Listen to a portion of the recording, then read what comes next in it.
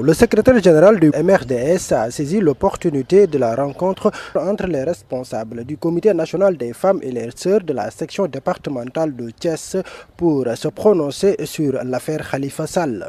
Comme on le voit tous d'ailleurs, tout semble être réellement des questions de politiciennes, parce que personne ne peut comprendre pourquoi on arrête ceci pour 1,8 milliard et que pour d'autres qui sont impliqués dans le dossier que tout le monde connaît, le président a décidé de mettre son coup dessus. C'est incompréhensible.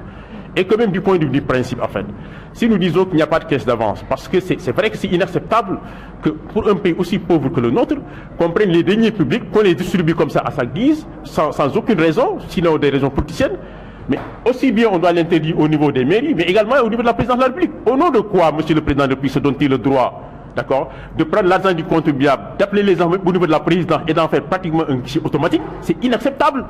Parce qu'il y a des gens qui sont là, qui souffrent peut-être plus que ces gens-là, à qui on dit cet argent-là. Donc c'est dans le principe. Malheureusement dans ce pays-là,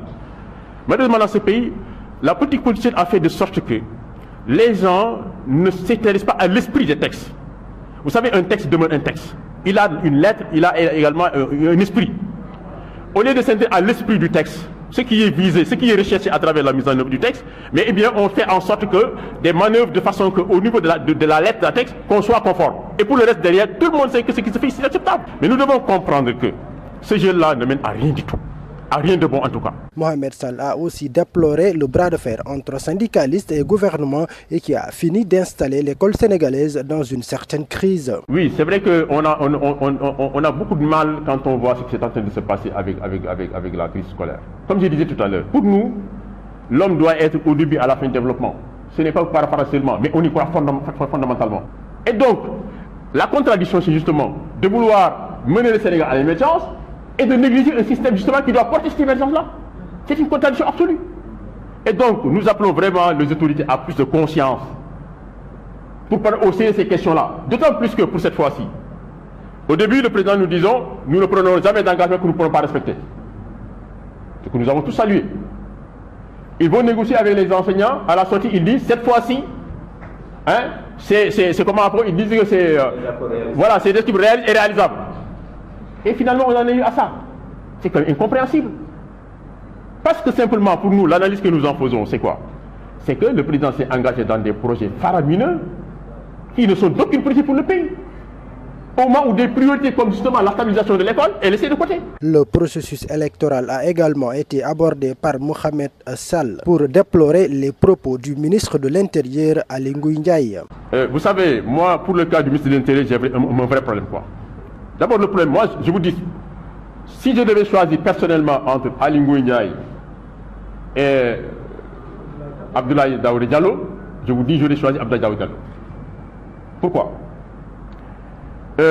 Aly Ngouille Ndiaye, vous savez tous que par rapport au marché, au pétrole dont on parle, il a joué un rôle grave. Un vrai problème à ce niveau-là, et je crois qu'effectivement, si le président voulait vraiment un jeu clair, et que, comme il le dit, ils sont les plus forts, mais il n'a qu'à mettre quelqu'un de neutre, dont on est sûr que lui, il dira la vérité des yeux. Le secrétaire général du MRDS ne s'est pas seulement limité à critiquer certains choix du régime, mais a aussi prodigué quelques conseils sur le plan économique. Parce que simplement, je dois absolument présenter un bilan en 2017, et il me faut donc en train de mettre en place des projets. Et puis, quels projets? Des projets qui, pour l'essentiel, sont confiés à des étrangers. Prenez le cas du terre,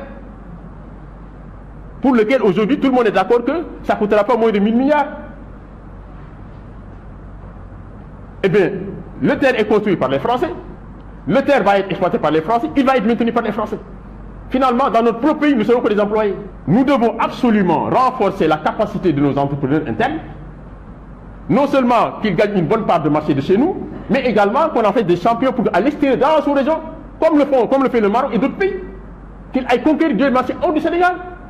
C'est ça qui nous fera sortir de cette situation-là. Convaincus de la pertinence des analyses de leur secrétaire général, les femmes du MRDS, à travers leur présidente, ont invité les populations, et principalement les femmes, à s'inscrire massivement et à récupérer leur carte d'électeur et d'identité et à rester à l'écoute du MRDS pour la présidentielle de 2019. On lançait un message aux femmes qui étaient présentes ici, en leur disant qu'il y a une révision sur les listes électorales qui est ouverte et qu'elles doivent aller s'inscrire si ce n'était pas déjà fait, et que s'il y a des filles ou bien leurs enfants qui sont en âge de vote, qui ont 18 ans, révolus et qui n'avaient pas pu avoir leur pièce d'identité avant cette date-là, qu'elles aillent s'inscrire sur les listes électorales, et également ceux qui n'avaient pas encore retiré leur carte d'électeur et les cartes d'identité, qu'elles aillent le faire, parce que là, c'est la carte d'électeur qui est une arme pour tout le monde, et particulièrement pour les femmes. Parce que ce sont les femmes et les jeunes qui élisent, et ce sont les femmes et les jeunes qui sont dans les partis politiques, qui font vivre les partis politiques.